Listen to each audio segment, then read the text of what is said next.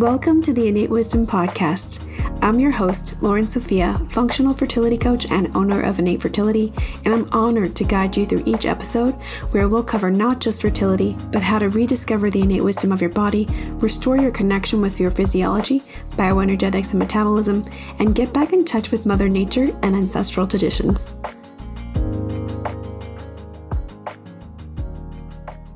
Welcome to another episode of the Innate Wisdom Podcast.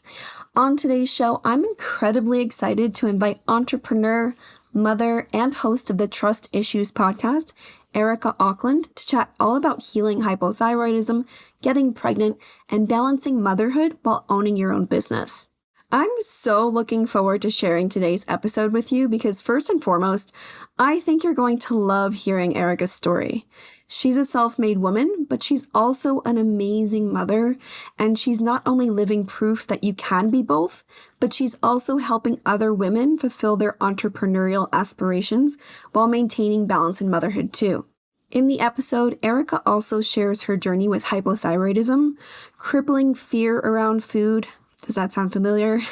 And fertility issues. A lot of her story might resonate with you. She thought she was doing all the right things, eating healthy, taking all the right supplements. But it turns out these things were keeping her where she was, not where she wanted to be. And you'll learn how she was finally able to take control of her hypothyroidism, resolve her mysterious fertility issues, gain true food freedom, get pregnant on the first try, and have such an amazing pregnancy that she can't wait to be pregnant again. And not only that, she shares her wisdom for how you can pursue your dreams without sacrificing your family too. Keep listening to hear Ericka's incredible story and break down how she did it and continues to do it. Enjoy the show. Welcome back, everyone, to another episode of the Innate Wisdom Podcast. Today, I am honored to have and welcome Ericka Auckland from the Trust Issues Podcast. Welcome, Ericka. Thanks for having me, Loren. I'm so excited to be here. I'm so excited to be chatting with you. We have our own relationship that has just been so fun and such a light part of my life. And I'm just super excited to help everyone to get to know you today. So, as a matter of fact, can we start by having you share your story for those of the audience that aren't familiar? Oh my gosh, thank you for having me. And that's so sweet. And I feel the same about you. I'm like, you have had such a role in my own life, which I know we'll get to. But yeah, a little of my story.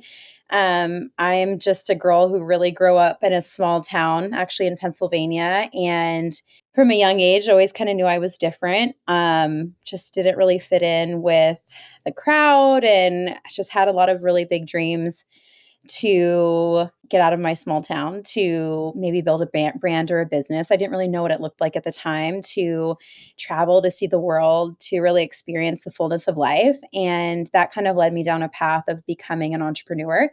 I've been an entrepreneur now for the last 14 years. And so I've done a variety of things. I've worked in e-commerce, consulting, PR, coaching, digital marketing, and it's just my biggest passion to help women specifically. And now that I'm a mom, mamas, other mothers really be able to spend more time with their families, create businesses that support being able to spend time and be present as moms, as wives, as, women in the home, and whatever that looks like for them, right? And, I think for me, I spent so much of my time in previous years being so career focused. And then I had a surprise pregnancy in 2021, kind of surprise. We weren't like trying, but we were playing with fire a little bit, we'll say, and found out I was pregnant. And it was really then, and then having my son, that my whole world just changed, and my perspective on what was important and what my legacy was going to look like, and where I was spending my time, and how I was showing up, and how I was working. Just everything in my life shifted. And I think any mother who is listening to this could probably resonate with that. Everything changes when you become a mom in the best way, but also, you look back to your old life, and that crossover from maiden to mother, like you see what you have to leave behind, and then like what you carry with you into the next chapter. And, today I just feel so grateful. I feel so grateful for the ability to have resources like technology and social media that we can like literally create businesses and income streams while we're at home and while we're with our family. And like, I've got my sourdough starter downstairs. I'm waiting for it to rise so I can make a fresh loaf. Like those are the things that I just feel so much gratitude for. And I know that's definitely a privilege to have, but it's definitely my passion to give other women the vision that that's possible for them, and that if they want that, then they can have that as well. And I know, so much of your platform is around nourishing yourself as a woman and as a mother, and this whole journey of like really like honoring your femininity. And it's like so funny because I look at the person I was then and how I am now, and it's such a pivot and such a shift, which I know we'll get into, but it's just really cool to be able to say, like, stand here today and be like, I get to do this work and I get to work for myself, and I get to also be that mom, and I get to also be the wife, and I get to also be the homemaker, and I get to also make nourishing meals for my family. And like, I don't believe that we should do it all, but I do think we can have it all in the way that we can have the things that are important to us if we prioritize well, and if we really like figure out what our ideal life looks like. And that's just really what I've worked so hard and learned a lot along the way in creating over the last decade or so. So just excited to be able to help more women with that. Yeah, thanks for sharing. I really appreciate that. And, your passion definitely shines through in both simultaneously being an entrepreneur, but also being the best mother you can be. And I love how you lead by example, and, you navigate with such grace and are really truly an inspiration to so many women that maybe, foresee themselves still having their career, but also showing them that they can be a wonderful mother, a present mother. And Mhm. it's just been awesome to watch your journey. Thank you. That means so much. Oh my gosh, absolutely. So I'm wondering, did you always know that you wanted to be a business owner or entrepreneur? I'm just really curious. So I went to school just like anyone else, and went to university, went to college, and I was actually studying to work in the fashion merchandising industry. I got a degree in fashion merchandising, and I minored in journalism and Spanish. And I always thought that I was going to, growing up outside of Philadelphia, I thought I was going to go to the big city. I thought I was going to go to New York City. I thought I was going to work for, big fashion magazine or some type of fashion brand. And I was going to be, stilettos to the pavement. And I was going to just like be this girl who just like rules the world in that way. And then I went to school and I was getting my degree. And then I did an internship. I actually did an internship in Miami. It was my senior year. And I went down to Miami for the summer, and I interned for a fashion boutique down there. Very high end, like the the princess of Saudi Arabia came, and like she came and shopped one day, supermodels, like all these celebrities. There was always someone coming in that you were just like, we have to close down the shop because so and so's coming. Like we just really saw some high profile people, and that is what I imagined that I would be doing, right? And so I worked in the industry for a time, in my internship. I mean, I didn't even officially like get a job. They offered me a job, but I ended up getting so burnt out, and like it was like my nervous system literally couldn't handle the pace at which people were working. And in the fashion industry, typically you see like really late nights, just like not a lot of nourishment happening to your bodies because everyone's wanting to be skinny and everyone wants to look good in their clothes. And I just was like, at the time, I was like riddled with acne. I was like dealing with so much bloating. I was like having a mental breakdown in the middle of like one of the most beautiful cities in the country, like in my South Beach, Miami. And I just like realized at that point, like, I just can't do this. Like, I can't work for these people. I can't work in this industry. If this is what it's going to be, like, I'm not cut out for this. And it was a huge like piece of humble pie because again, like I'd gone through university and I'd gotten a degree, and it was like, this is what I'm going to do with my life. And I was so decided. And I remember texting my mom or calling my mom, and I was like, I'm packing up, I'm coming home. And I had packed up like my little VW Golf hatchback car, and I packed it up with all my stuff, and I had my cat with me, and I drove back to school and then packed up everything and went back to Pennsylvania. And it was at that point that I actually realized, like, I want to be healthy. Like, I want to feel good. I want to build something that doesn't sacrifice my health and my well-being. Like, I want to be creative still and be able to use all the creativity that I have and why I was so attracted to be in the fashion industry. But I want it to look different. Like, this just not the way that it looks and the way that I experienced it is not what I want to experience. And it was at that moment that my eyes were open to what would it look like if I worked for myself? And I had a little fashion blog on the side. And so it's like fashion blogging. This was like 2009, like before anyone was on Instagram. There was no affiliate links. Like, it was styleactivist.blogspot.com. It was very like nobody knew about it, right? But I was like, what if I could take this blog or this idea of building a brand and what if I could make it something? And that just put me on this whole trajectory of trying new things. And like I shared earlier, just I've done a lot of different things. And it was in that moment, like when I was driving, I'm driving on 95 up from South Florida, like leaving the state. It's a long state to drive down from Miami. And I was like, I'm driving away from what I thought I wanted. And I don't know what's ahead of me, but I think like what I want is actually to work for myself. And I don't want a boss. And I want to be able to be working on my own terms and be able to have the freedom that I see other people having. Like if they can have it, maybe I can too. So yeah, that's really how it started for me. That's really cool. And it's funny how all those moments happen either in the car while you're driving or in the shower, right? Always. Yep.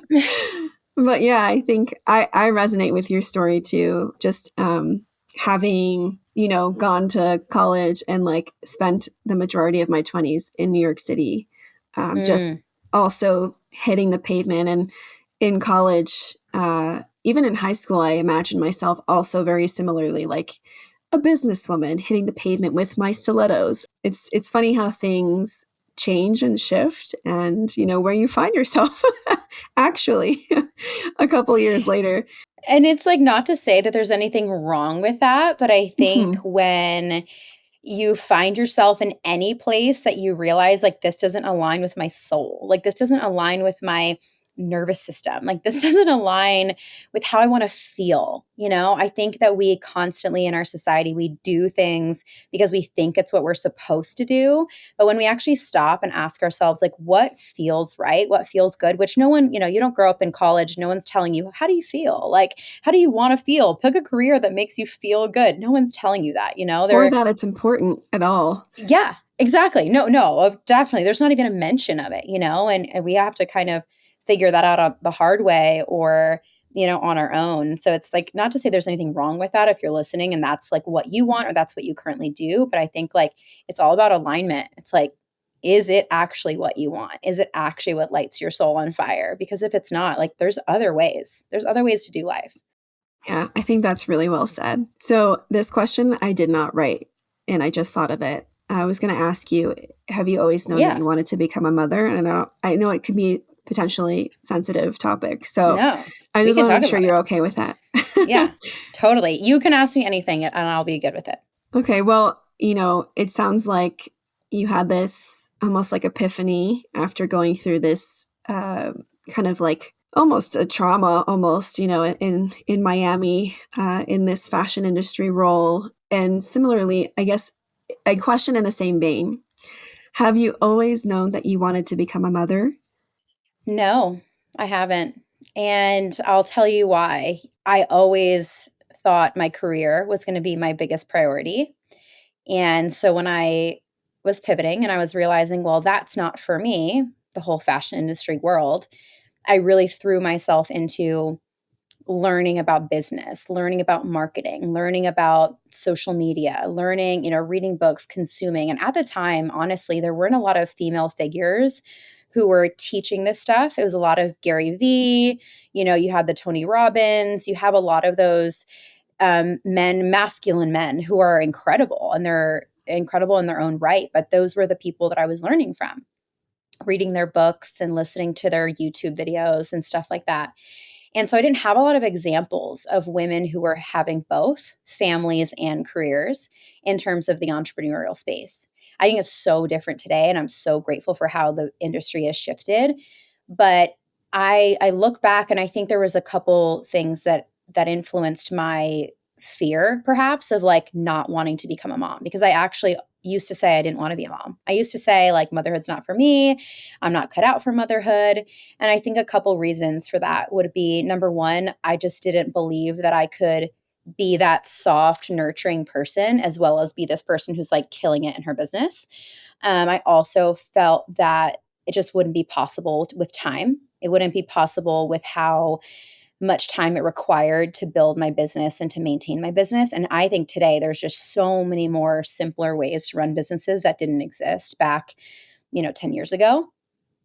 And I just didn't see it modeled a lot. I didn't see it modeled. It was either one or the other. And my mom's Latin, I come from 50% Colombian. I'm 50% Colombian. My mom's Colombian. And in the Latin culture, I think there's a lot of like, big families. Women have a ton of children. That's just like what is more common in that culture. And I saw that and it was like, I just like, is that what I want? Like, because it didn't seem to me that I could have both things. I could have a successful business or a successful career as well as be a mom. And it's like one or the other, and one had to overtake everything. I was a little bit of all or nothing in my 20s, very like, extreme. I was pedal to the metal for sure. So I didn't always think I was going to be a mom. I didn't want to be a mom. I actually said to my husband when we were getting married, like, I don't know if I ever want to be a mom. So just FYI. And I ended up marrying my high school sweetheart. And we ended up later like warming up to the idea. And then I feel like just God shifted our hearts in so many ways. And then we just got pregnant. We'll talk about that story. But I look back and I'm like, wow, like I feel so sad for the person that I was who thought that it wasn't possible to have both things, that she believed that lie, because it's not true. And if you're listening to this and you think you can't have both, you can. I think it's balance is not real. Balance is a lie. You have to understand that like there's going to be seasons and there's waves. But if you open your heart to be able to do both, you really do have the capacity to do so. And I'm so grateful that I'm a mom now. I'm like, what was wrong with me? Like, I love being a mom. Motherhood is my greatest joy. And there's nothing that I could ever accomplish in my business that would overshadow just the little moments of being a mom and being present with my son. Like, never. So it's definitely my greatest fulfillment. Oh my gosh. I wanna cry so bad. That was beautiful. And, I think your love for Dawson really shines through in every way that I see you, the way you manifest yourself and walk through the world, it's so clear. And I think a lot of women can probably resonate with that too, what you shared, the original feelings. I know I certainly felt that way too, especially being in a place where my nervous system was so frazzled. I could barely keep myself alive. And I was like, how am I supposed to have kids? But also on the flip side too, and this will just be like a side anecdote, not necessarily relevant to like entrepreneurship, but I also grew up in a Latin family with, my grandparents, all of them were like one of 12, basically. Yep. And So they good. grew up on farms and, so many great uncles, granduncles, great aunts, grandaunts. But I think for me, it was more so just growing up in a very dysfunctional household. And not witnessing a healthy mother-father relationship. And I personally was like, even more so than just the business side of things, like the career woman. Maybe that's why I was pushed into thinking that too. But even earlier on, it was just like I didn't have a healthy representation of what a mom and dad could be. And I was like, I don't know if I want this, if that's what it's supposed to be. Yeah. I don't want to raise kids around this type of environment, this emotional fury, this dysfunction. And so I think that probably influenced my decision to be so career focused. And then now, I'm 7.5 months pregnant and I love my husband. And when I met my husband, I knew that, things really changed. I think also it could be partly your partner, I think, like finding the right person. Because there's so many women that will be with the wrong person. They'll tell themselves that they don't want kids, and then they meet the right person and they're like, this is what I want. I could see myself, doing this. This is the only thing that I want. So there's so many things, but I think I really appreciate you sharing your story. No, I agree with you so much. Like, I think I look at myself and my husband, and we have a unique relationship in that we've been together for nearly 20 years. And we met in high school, 8th grade. Like, we've been together forever.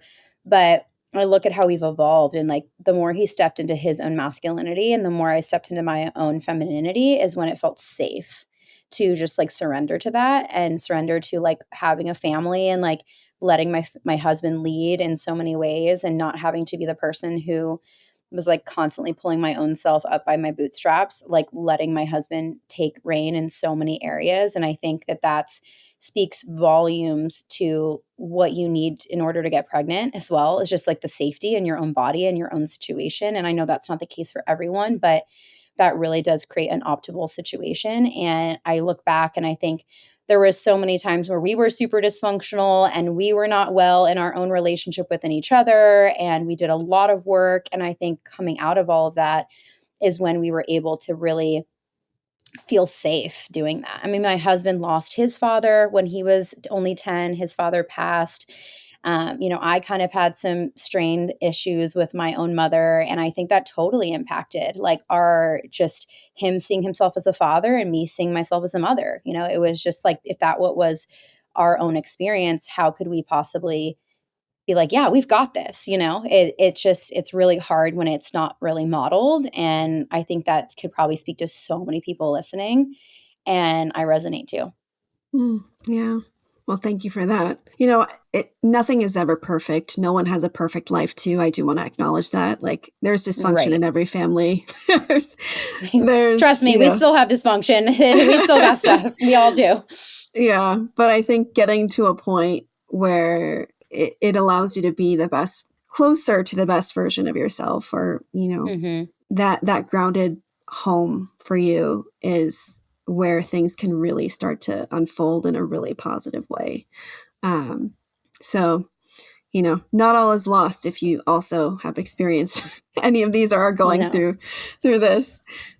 We are all a work in progress. I'm still a work in progress. We all have work to do. The work never ends.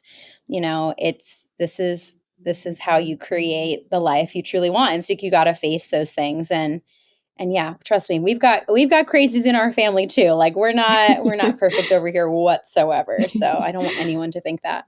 Yeah. Everyone's got something, but hopefully this is inspiring you to, see, if you haven't let yourself see that future for yourself because of these things that might be holding you back or blurring your vision. Hopefully it gives you the momentary clarity to just even entertain the idea, if it's something that, you truly deep down want. Mm-hmm. So good.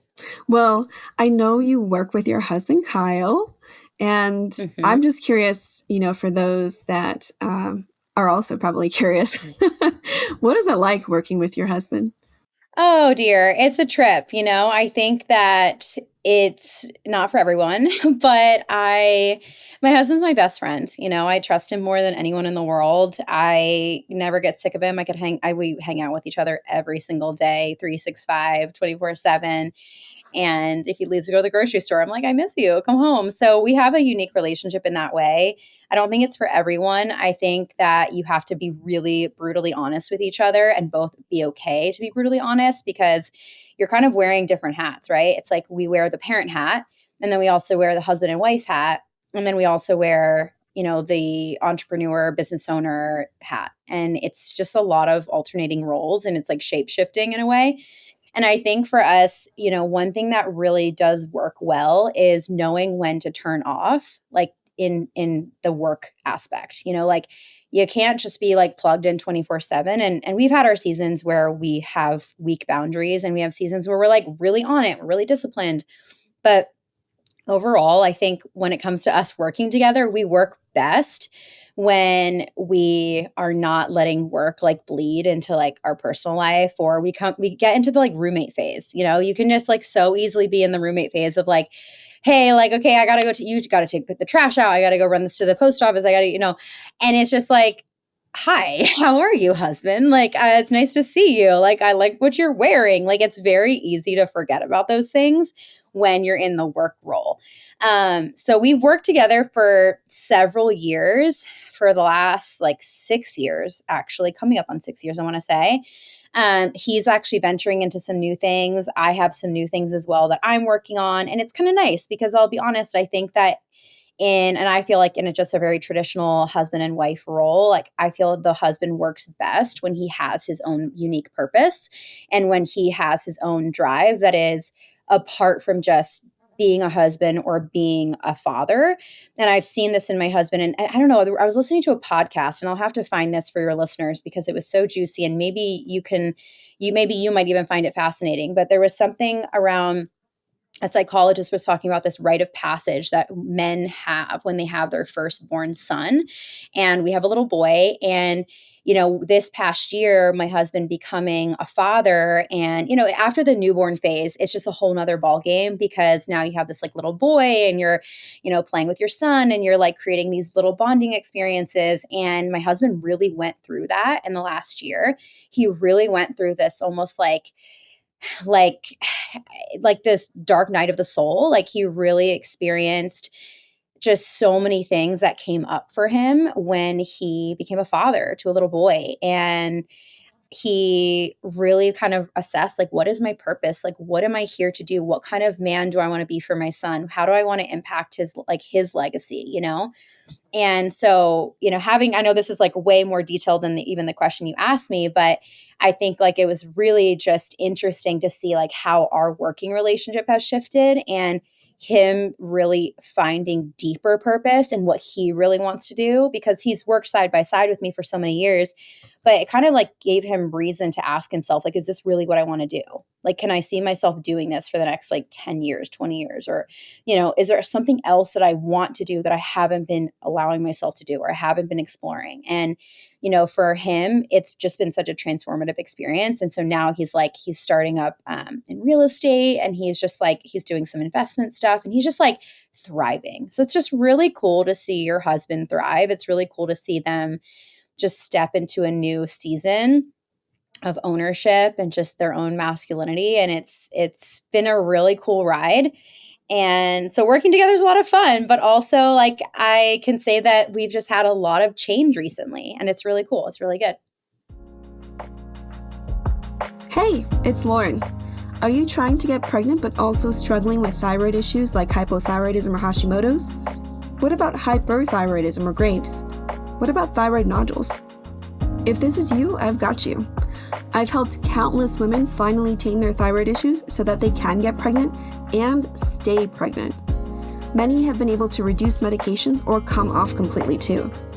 And how you can do this is through Conscious Conception, my evidence-based pregnancy prep e-course and private student community that helps you get to the root cause of your thyroid issues. This is not generic pregnancy prep and fertility advice that you can find on Instagram. It helps you get down to business on what the gaps are in your fertility and helps you address them at the root, including clear steps and proven protocols.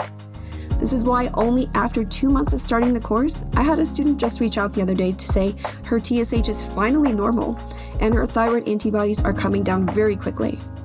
This is also why my 41-year-old student with Hashimoto's was able to get pregnant after 7 years of trying to conceive, including failed fertility treatments. These are just a few of many examples. I would love to support you on your journey to motherhood for the first time or again. Learn more at innatefertility.org/get-pregnant. And if you're loving this show, don't forget to leave a review. Now back to the episode. That is very cool. And I appreciate, the brutal honesty that the relationship would require. I think if you are everything to each other, business partner, husband, wife, father, mother, to a child, it's easier said than done. I think, definitely, as you said, it's not for everybody, but you guys seem to have made it work so well. And I think part of that is just allowing each other to, very similarly to how you were describing the husband and wife role, but step into your own roles in your businesses and allow yourself that freedom to kind of like be in the space that you need to be. Yeah, there's like so much dichotomy to it all because it's like you have this very he will even say it. Sometimes I'll like get off a work call and I'm such in a more masculine energy when I'm getting off a meeting or a work call or something that's very business.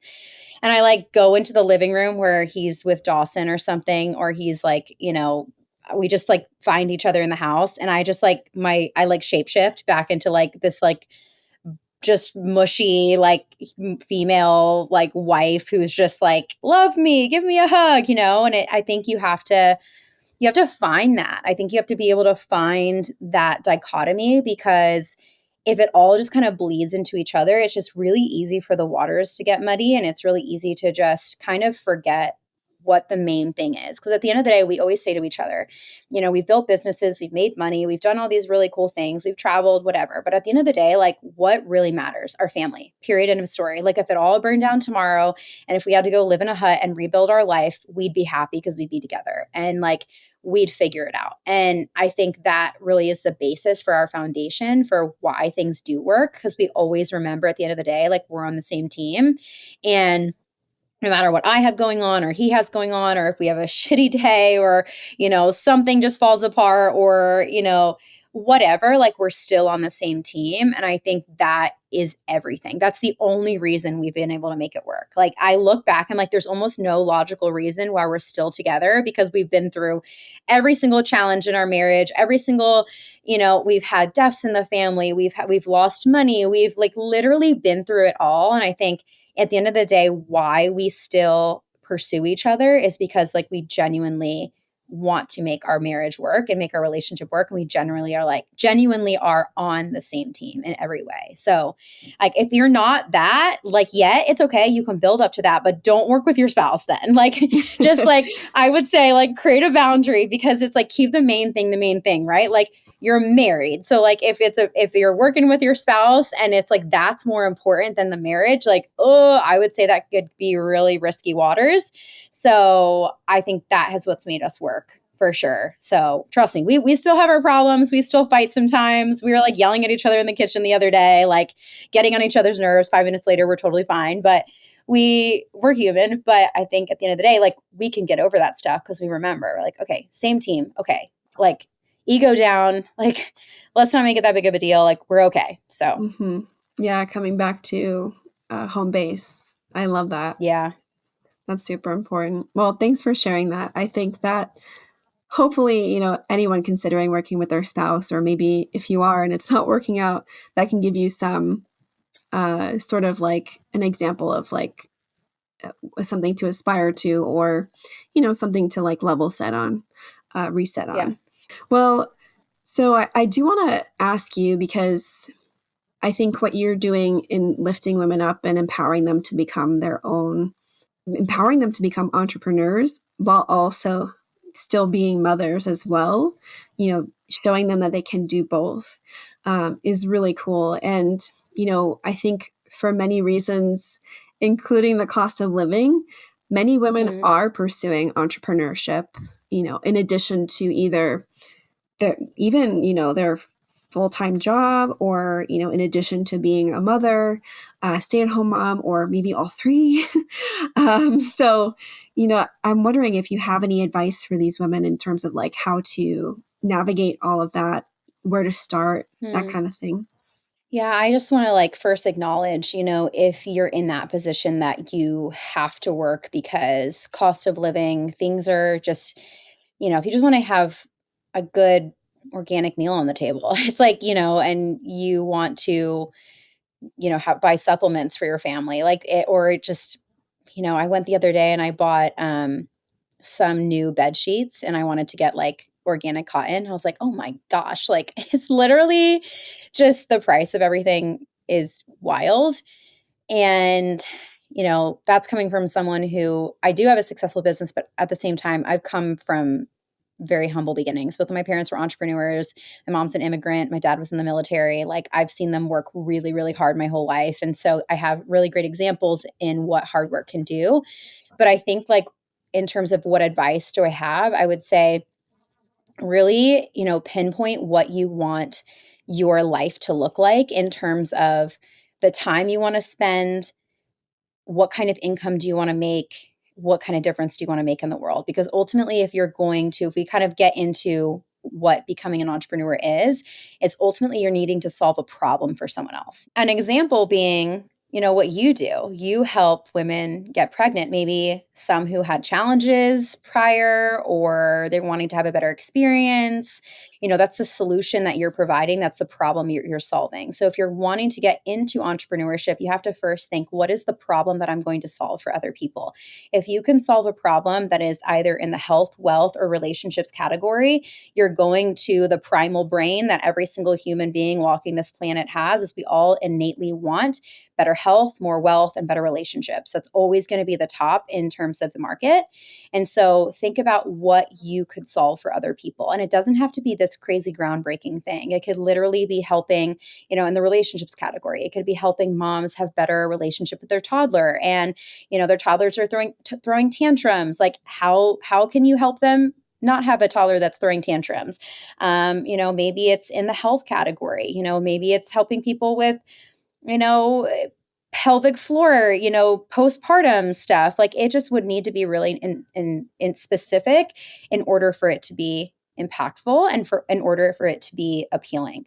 And so I would just say, if you're wanting to pursue entrepreneurship, think first, what problem can I solve for people? Because if you can solve a problem, you can make something very successful of yourself. And I think one thing that I'll say too, this is not necessarily advice, but it's just more matter of fact.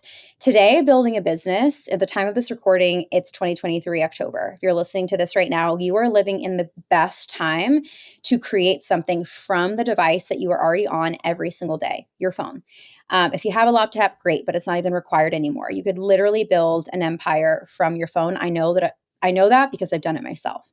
And most of my businesses are primarily run from my phone. And so I would just really remove any of the mental obstacles that you have. Really start working through whatever mental block is coming up for you, because I find that that's like every single person's stopping point. It's like they don't start because they think, well, I don't have enough followers, or I don't have enough impact, or I don't have enough influence, or I don't have enough money, or I don't have a pretty kitchen so I can't film in there, or I don't have pretty outfits so I don't want to be on camera. Like everyone has something.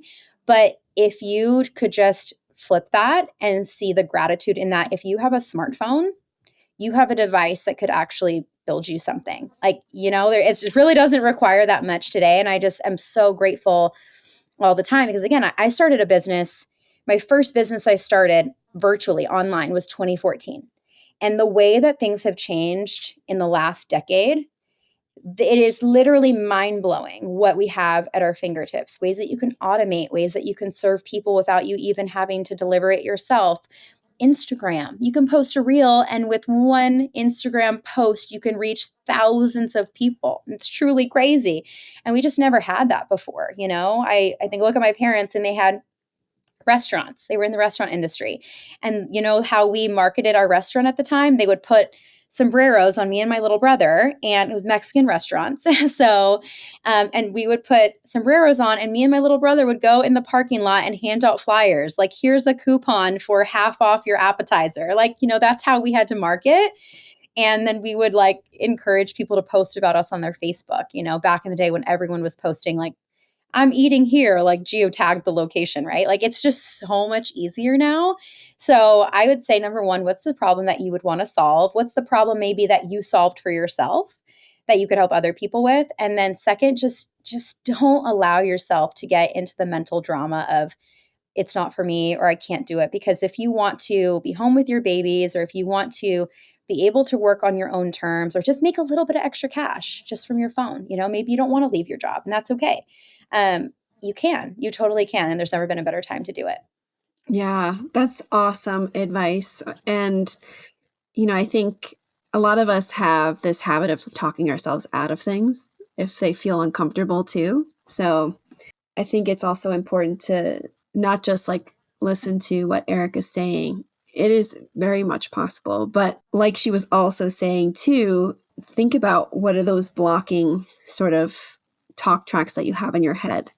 And this is also an exercise I do for my fertility clients as well, my students. Like the mental side of things can be the number one reason it's holding you back.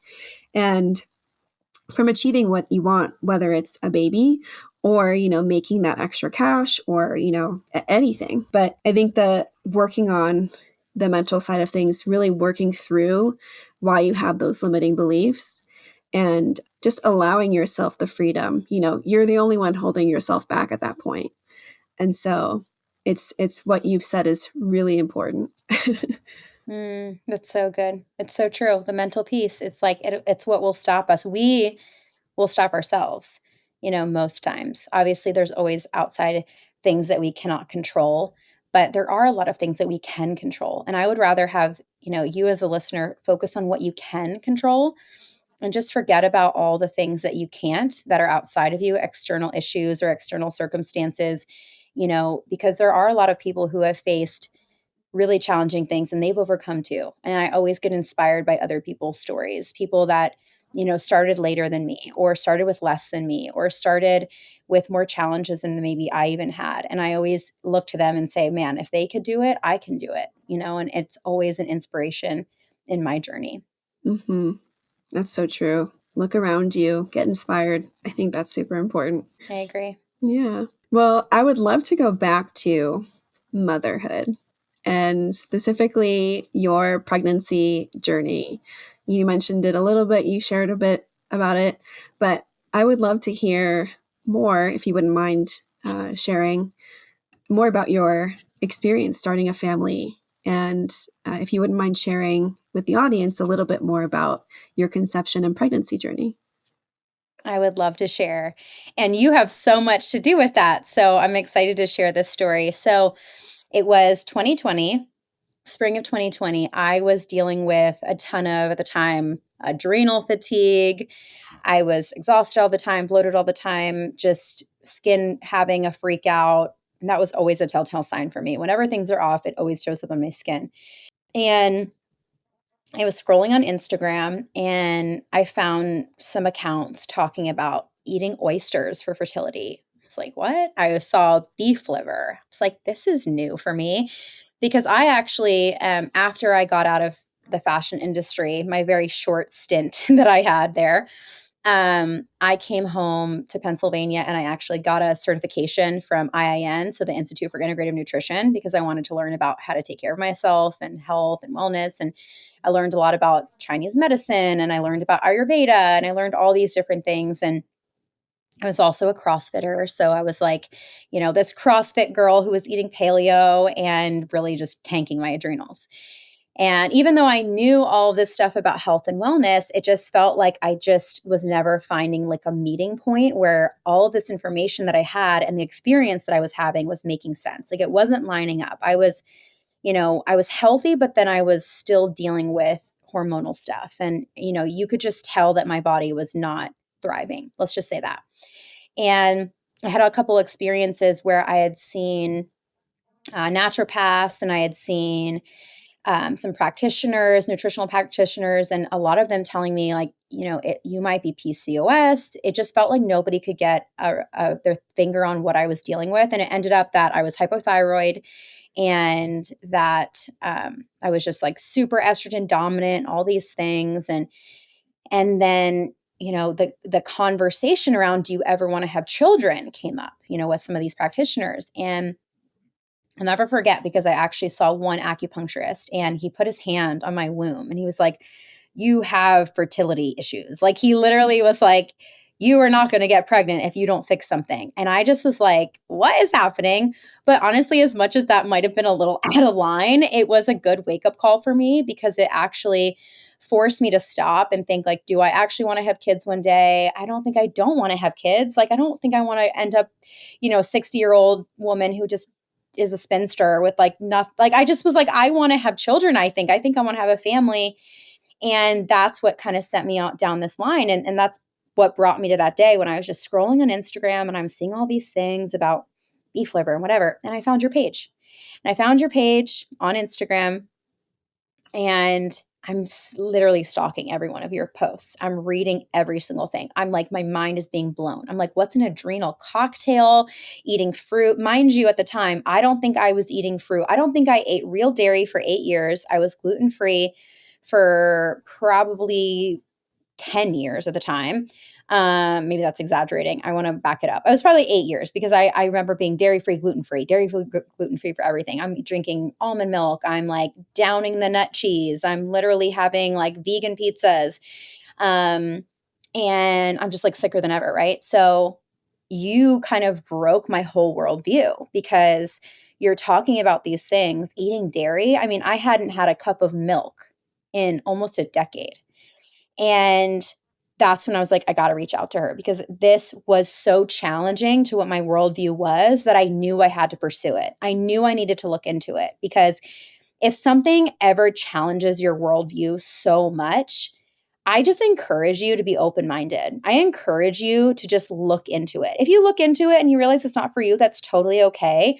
But I think that when we live in an echo chamber, and then we wonder why we're continuing to live the same experience over and over and over again and nothing changes. We kind of have to look at ourselves and say, where am I not being open? Where am I not, pursuing something else? Where am I wrong, perhaps? I was available to be wrong at that point because I had just been so sick and tired of being sick and tired.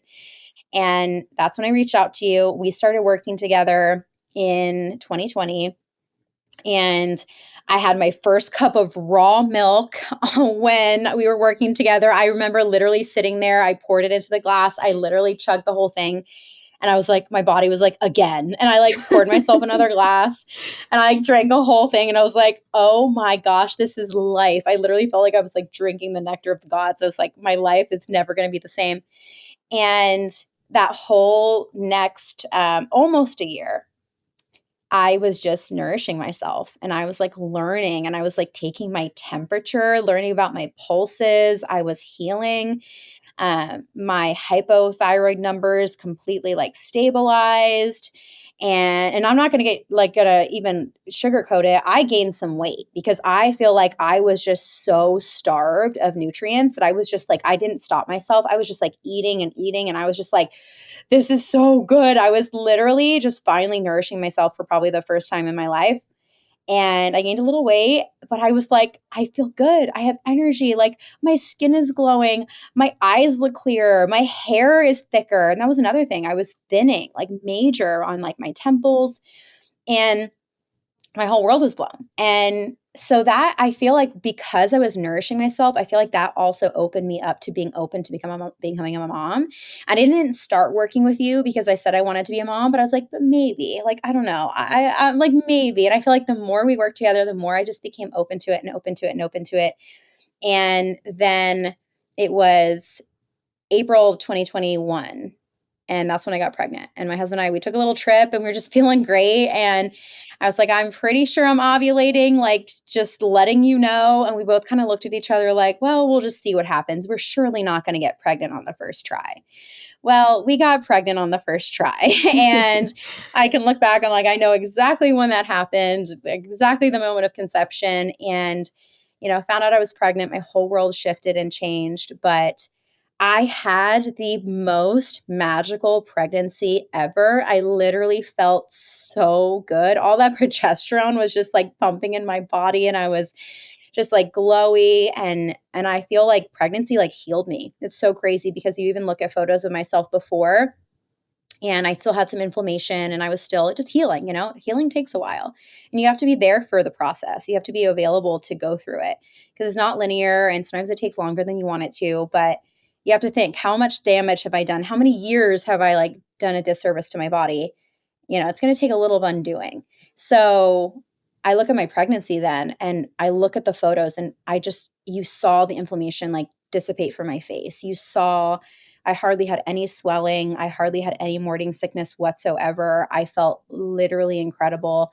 And I was doing everything you told me. I was following all of your recipes and I had the best pregnancy to the point that I'm like, I can't wait to be pregnant again. Like, I'm so excited to get pregnant again. But my little guy, he's at the time of recording, he's 20 months, so almost 21 months. And yeah, just I'm like, wow, what a journey. It's just like I look back, I'm like the person that I was before and the person that I am today because of all of that, because I was available to heal and I was available to like go through that. It changed my whole life. And I'm so much better because of it.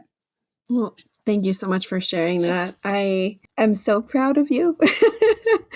And it's been an honor to support you through everything, even though, as you said, you didn't come to me initially looking to optimize your fertility necessarily or like get pregnant necessarily.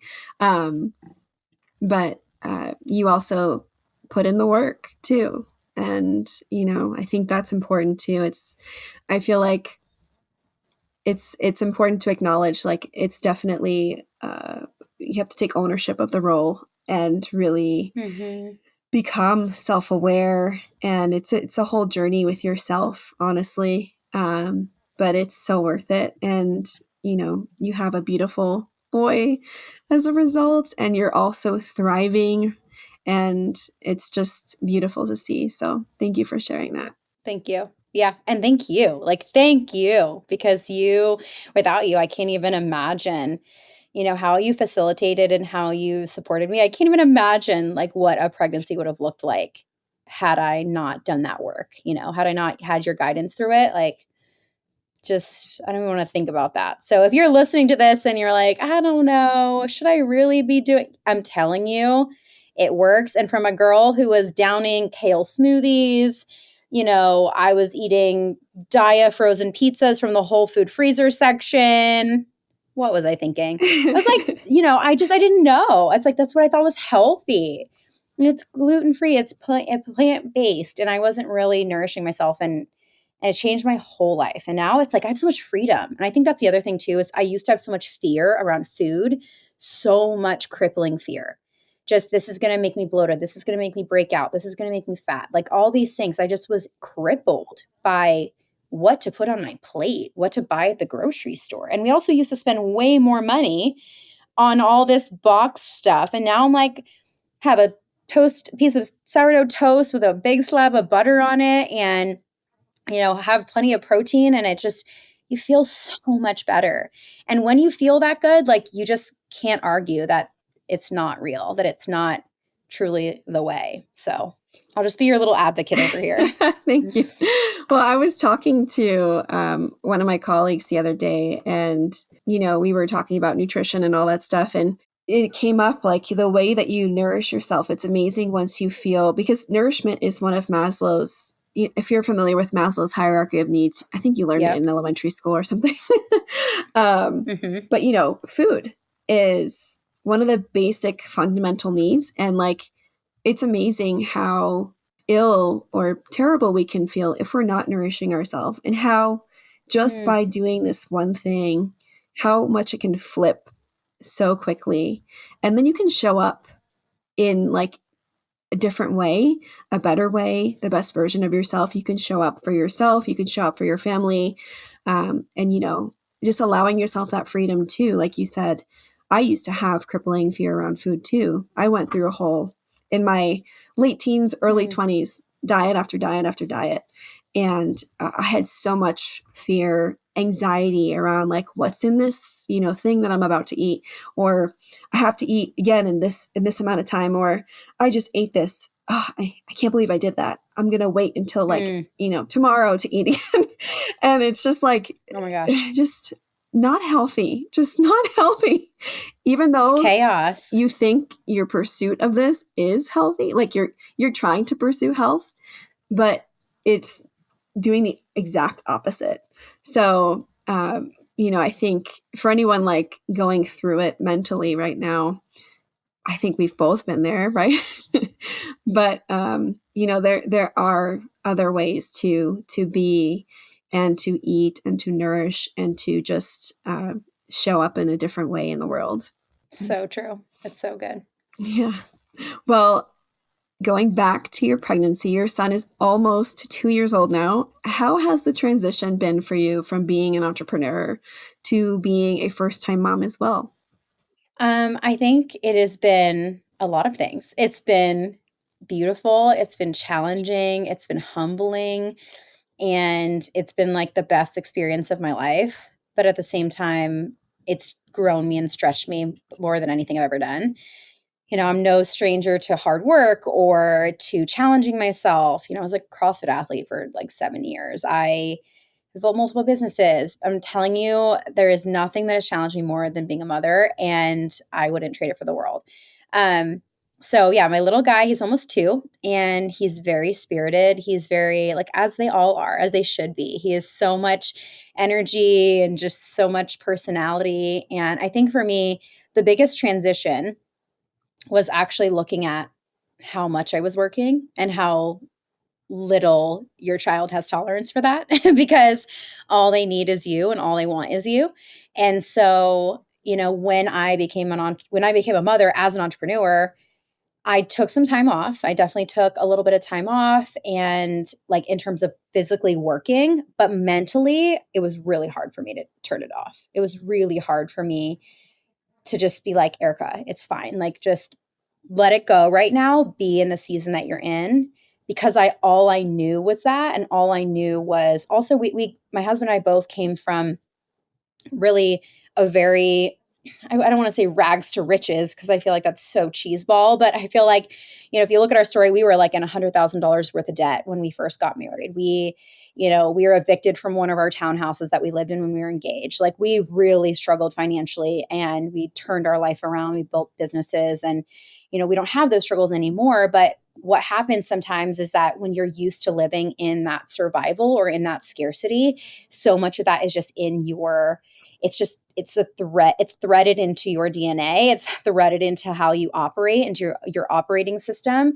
And so when I became a mom and it was time for me to just sit back and just nourish myself and stay in bed and drink soups and sip bone broth, and, I was like, I'm doing that physically, but mentally I was just not there. Like, I feel like I just had a really hard time slowing down, relaxing, chilling, taking a second.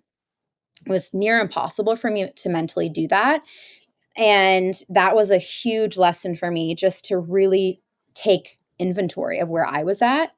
And that was a good time frame for us. It was probably about like 6 months that I really tried to chill with my business in terms of being involved, but mentally it was a struggle. So I've learned a lot from that. I've learned quite a bit, but I will say then also, as a mother who is an entrepreneur, is learning to ask for help. Who can you get help from? And we don't live where we have a village in terms of family or mother-in-law who can come over and hold the baby and as I take a shower. Like, we didn't have that. So we did have some help that we ended up hiring, which I'm so grateful that we were able to do that and that we had that capacity. But we didn't have people who were like coming over and making us meals or like doing any of those things. And so a lot of it was just us too. I had a home birth. It was a beautiful experience. And, the midwife leaves and like, bye, we'll see you in 24 hours, after the birth happens. And you're just like, oh my gosh, it's just us and the baby. Like, what are we doing? Like, can we even do this? And that experience grew us so much. But not having a village is something that if anyone's listening right now, and if you're the one who has just done everything pretty much for your family and you don't really have a lot of help, I can resonate with you. And it just feels like there's a lot on your plate all the time and it never ends. And even when you put your head down to go to rest at night, depending on what season you're at, because if you've got a newborn, you may not be sleeping a whole ton at night. But we really had to outsource. Like, who could we ask for help? Who could we call? Like, who could we, or what can we take off of our plate? What can we say no to? And it was such a season of us saying no. And I'll be honest too, we had a lot of relationships that fell apart, a lot of friendships that just didn't sustain through that time because we were not able to show up for those people. We were like, we're just trying to survive over here, and we're just trying to navigate becoming new parents. And it's either the baby is first right now and then husband and wife were second. That relationship had to take the back seat. So we lost a lot of people even in that season. And that was really, really hard. It was a very grieving season in terms of losing friendships. But, I look at everything that I went through. And it's made me such a better business owner, such a better wife, such a better mother, because I have no problem now with boundaries. I have no problem now saying, nope, I will not be there and I will not be showing up. And you can't even convince me. I have no problem with really protecting what my family needs first and foremost in the season that we're in. And that has also allowed me in my business to be like, what do I just need to take off my plate? Because anytime you're saying yes to something, you're saying no to something else. If I'm saying yes to a silly little 15-minute meeting, which we know is always going to be longer than that, then I'm saying no to being with my son. I'm saying no to maybe like being present with him and missing a couple words that he says or whatever. And so it's really this give or take that I've had to learn.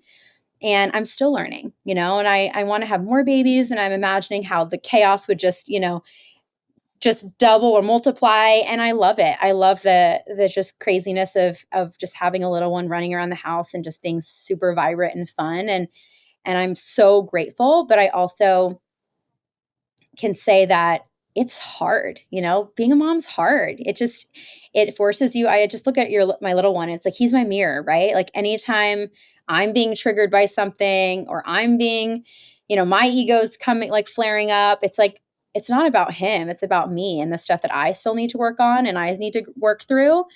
And I think I look at my little one and I'm like, you've been my biggest teacher. He's taught me so much just about myself and my self growth. So I know that's a little bit of a ramble, but I think that's kind of motherhood. Motherhood's just kind of a jumble and it's crazy, but it's also just so beautiful. It is. It is. And, there's so much to unpack there. I think it's amazing how your son has become a big teacher for you. And I think that's also important too, because they have so much to share and offer. And I think if you have the right priorities, they're going to influence the way that you navigate the world. So I think that's really beautiful. And I loved what you said too, that when you say yes to something, you say no to something else. And that's true in business. That's true in your relationships. That's true in motherhood. And so I think that's really good advice to keep a compass on. And on the flip side, everything you say no to, you say yes to something else too, or the opportunity for that. So I think even if you feel bad saying no, which, it, and I say that because you may at first, especially if you're not used to setting boundaries, or, you may come from a background of people pleasing. There's so many reasons why you may feel bad saying Right. no. You may genuinely want to do these things. But just know that it's okay, because you're also energetically opening yourself up to something else, whether that's time with your family or something in the future that you can't see yet.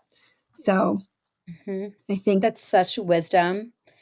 That's such innate wisdom because it's like you hit the nail on the head. I used to have such a hard time saying no, and I had such a hard time with because I one of the things that I struggled with growing up was being very misunderstood and feeling like people didn't misunderstood my intentions, or I can be a little intense, so like people thinking, oh, like she's just. And so I carried a lot of that into adulthood, and so that led to me having a hard time saying no to people because I didn't want them to not like me or not want to be my friend anymore or not want to invite me next time or not want to. And if that's true, like if that's the case, and we have to really assess, like, then that person's really not your friend. Then that person really doesn't understand. Now that I'm a mom, one of the things that I've experienced in terms of, we'll just say friendships, is the better my boundaries are, the more I realize who's really in my corner. And the better my boundaries and the stronger my boundaries are, the more I see other people I actually have more people around me who are healthy. And those other people get it. The person who is also the mother who is in her season where she's mothering and it's nonstop from, maybe getting from off of work or finishing up work for the day, and then it's dinner, and then it's bath time, and then it's bedtime, and then it's doing the dishes, and then it's sitting down finally to then go to bed and do it all over again. That mama is not going to be mad at you if you don't text her back for 4 days, because she gets it, because she's in it too. And I think when I really understood what my people pleasing was doing, it was just allowing me to just be a leaky bucket of energy and give energy to all these other places that were not reciprocating. And as much as I see this stage of motherhood that I had, really the first year was so much shedding relationships, shedding habits, shedding things that just didn't serve me anymore. When I look back, I'm like, oh, but that pruning allowed so much more to blossom, the right relationships to blossom, the right habits to blossom, my family to blossom. Like my family, I'm just like, I look at my little family. I'm like, I'm obsessed with you guys. Like we're just like doing really well in this season. And it's, there's still hard days and stuff, but I think when you realize that your people pleasing actually does you more harm than good, take it from a girl who used to be a major people pleaser and very codependent. I'm like, you will just really fast start putting up some boundaries because you'll realize that actually serves you so much in the long run. Yeah, that's really, really great insight. And again, it not only applies in just sort of real life, personal life, but business too. Just, I think the more you can hone in your energy, the more directed things will flow to the areas that you want them to. And the more so real you'll have to spend time on the things that are worth it.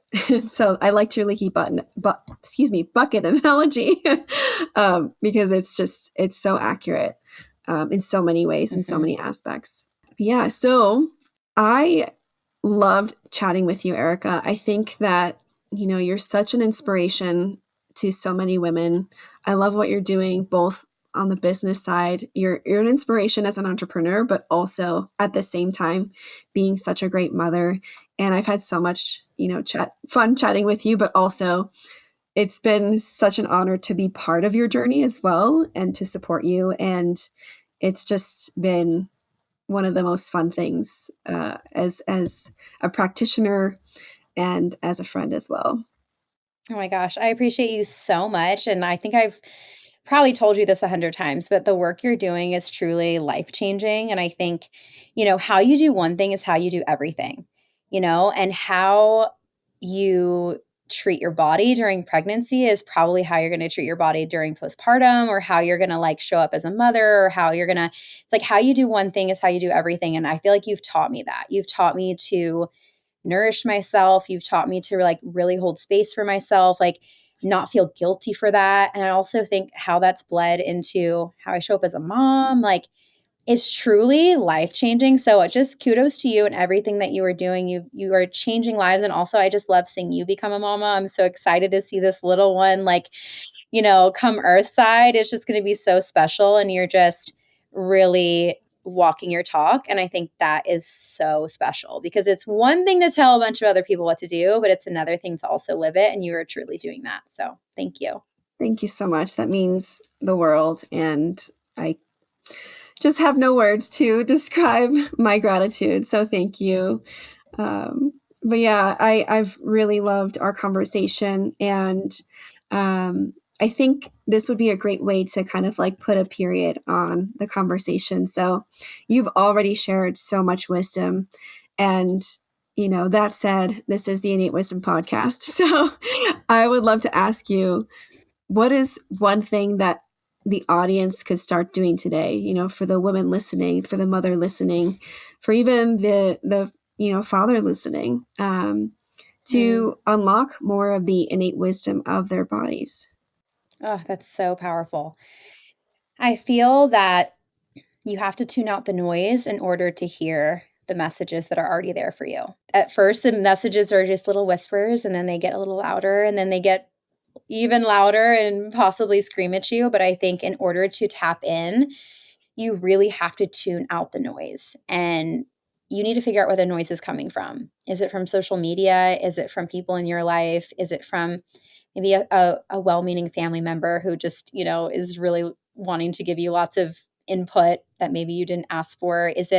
Where is it coming from? Where is the noise? I think self-awareness is everything. Self-awareness is everything in terms of becoming the mother, the father, a parent you want to be, the individual you want to be, the wife, the spouse you want to be. And so I would just ask yourself, in order to like tune in to the life I want to create, the way that I want to feel, the way that I want to show up as a parent, what is impacting that, or what is influencing that I want to remove or I no longer want present in my life.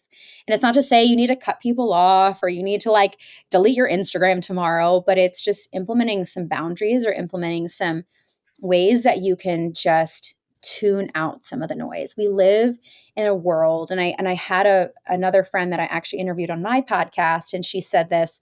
She said, we have an abundance of information, but we have such a lack. We're so starving for wisdom. There's so much information on Instagram. There's so many people telling you this is how you should parent. This is how you should eat. This is how you should do this. This is how you do that. And that's what I think is so powerful about what you do is you really give people the tools to be able to tune in and listen.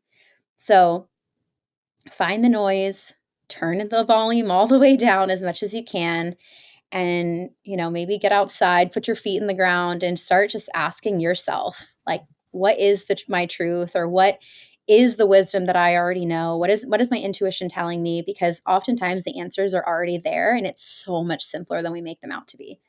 Oh, I love that. I love that.